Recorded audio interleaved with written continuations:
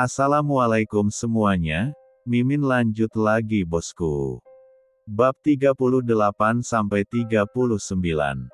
CEO Malang dan gadis cantik. 2 hari setelahnya, Sera menyeret kopernya menuju ke apartemen milik Bella. Untuk sementara waktu ia akan hidup menumpang bersama adik sepupunya itu sampai ia mendapatkan pekerjaan tetap. Astaga, Bella. Bayi siapa itu? Sera terkejut melihat seorang wanita berumur sekitar 45 tahun sedang menggendong seorang bayi. Masuklah dulu. Nanti aku ceritakan.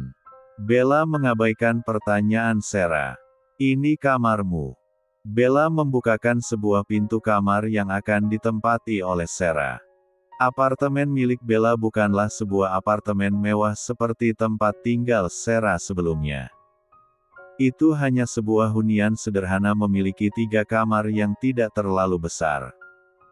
Bella sengaja mengizinkan Sera tinggal bersamanya agar saudara sepupunya itu bisa membantu membayar uang air dan listrik. Jadi, itu anakmu. Sera terkejut setelah mendengar pengakuan Bella. Astaga, aku bahkan tidak tahu jika kau sudah menikah. Sera menutup mulutnya tidak percaya dengan apa yang baru saja diceritakan oleh Bella. Lalu di mana suamimu? Tanya Sera yang memang tidak tahu apa yang terjadi kepada Bella selama 2 tahun belakangan ini. Dia menceraikan aku setelah bayiku lahir dan mendapati bukan anaknya.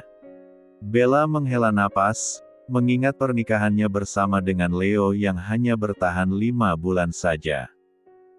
Ya Tuhan, apa kau tidak berusaha merayunya dan membuatnya jatuh cinta padamu? Padahal selama beberapa bulan kalian tinggal bersama.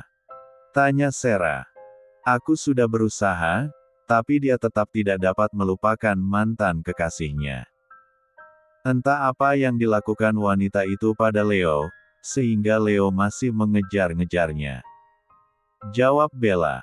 Wow, apa dia cantik atau punya kelebihan lainnya? Tidak juga. Aku tidak tahu apa kelebihannya selain dari berasal dari keluarga kaya. Apa Leo mengejar kekayaan wanita itu? Tebak Sera. Leo juga kaya. Dia bahkan mewarisi perusahaan milik keluarganya. Perusahaan tempat aku bekerja dulu. Jawab Bella mematahkan tebakan kakak sepupunya. Cik, sayang sekali kau melepaskan tangkapan besar. Sera menggelengkan kepalanya.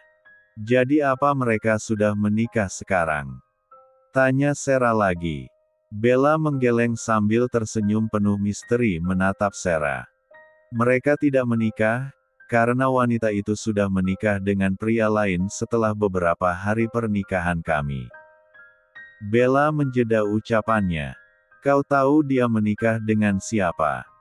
Tanya Bella dan Sera menggeleng tanda tidak tahu. Wanita itu menikah dengan mantan tunanganmu yang buruk rupa itu. Lanjut Bella lagi. Sontak saja membuat Sera membelalakan bola matanya mendengar kalimat terakhir Bella.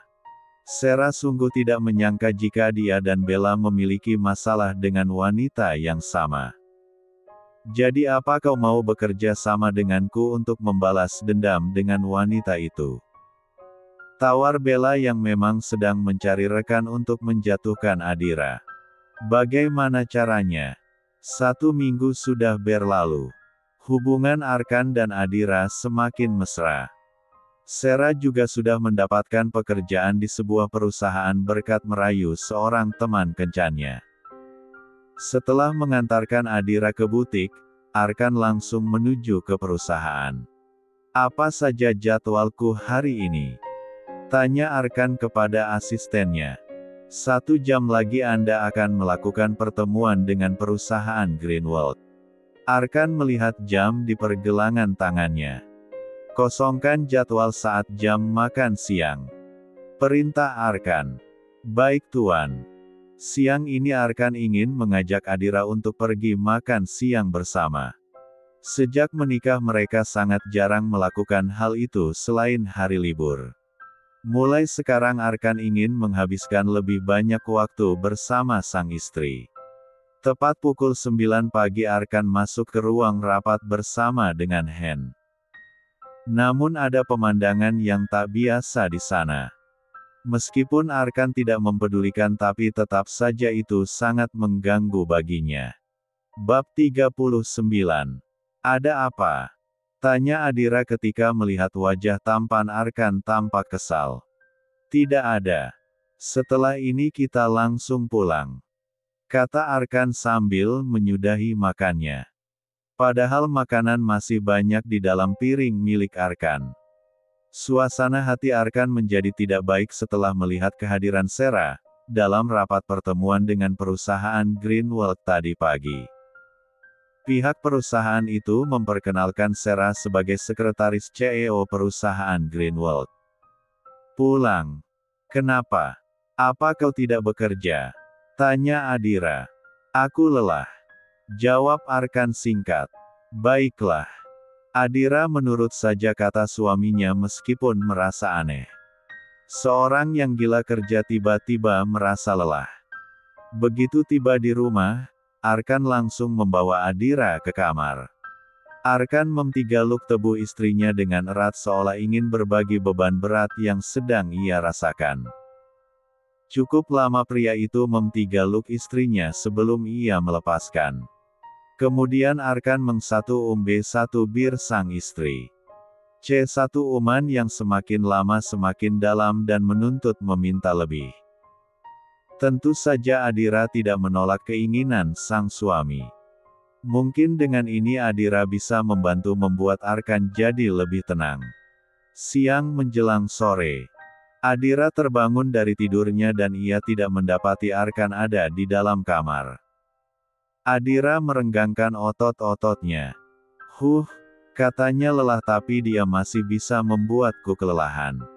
Adira mengumpat perbuatan sang suami. Sedangkan yang diumpat saat ini sedang berada di ruangan kerjanya. Ya, setelah menuntaskan hasratnya dan membuat Adira ketiduran, Arkan membersihkan diri. Kemudian pria itu pergi ke ruangan kerjanya. Arkan tidak pernah merasa lelah jika dengan urusan pekerjaan. Lelah yang Arkan maksudkan tadi adalah lelah hati yang ia rasakan saat melihat wanita dari masa lalunya yang telah membuatnya terluka. Luka yang baru berangsur pulih setelah kehadiran Adira, wanita yang kini menjadi istrinya. Setelah mandi dan berganti pakaian, Adira masuk ke ruang kerja Arkan sambil membawakan minuman hangat.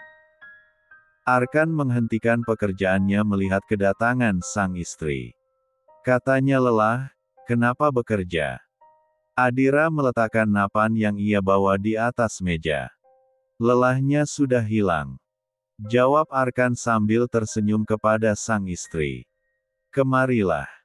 Perintah Arkan dan Adira pun mendekat ke samping Arkan. Arkan menarik tangan Adira untuk duduk di pangkuannya. Apa kau mencintaiku? Tanya Arkan tiba-tiba yang membuat Adira mengkerutkan keningnya. Mengapa kau menanyakan itu? Adira menatap curiga kepada pria yang sedang menggaluknya. Aku hanya ingin memastikan bagaimana perasaanmu padaku, jawab Arkan. Aku ini istrimu. Apa bisa aku mencintai pria lain selain dari suamiku? Arkan mendelikkan matanya mendengar jawaban sang istri. Jadi kau terpaksa mencintaiku, Hem? Bukan begitu. Kau ingat aku menerima lamaran dari ibumu dengan sukarela dan tanpa paksaan dari siapapun. Itu artinya aku siap menerima pria yang akan menjadi suamiku, jawab Adira panjang lebar. Bukannya kau menerima lamaranku, karena ingin balas dendam dengan mantanmu yang berselingkuh itu? Arkan mengingatkan. Itu hanya salah satu alasannya. Aku tidak tahu kapan aku mulai jatuh cinta padamu.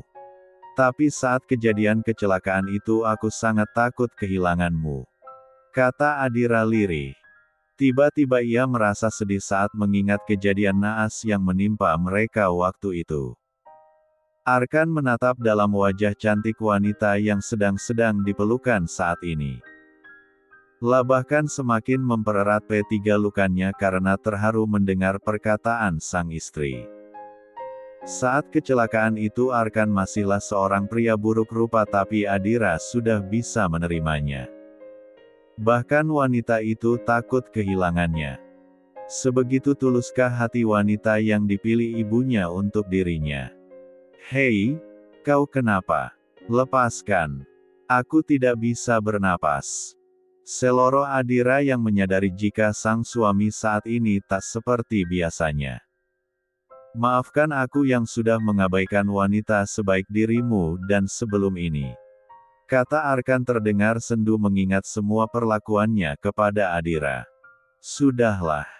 Tidak ada gunanya menyesali sesuatu yang sudah terjadi. Mungkin itu cara takdir membuat kita jadi saling mengenal. Kata Adira bijak. Bagi seorang wanita yang bernama Adira, tidak ada kata menyesal dalam kamus hidupnya. Lebih fokus memperbaiki kesalahan yang telah dilakukannya daripada menyesalinya.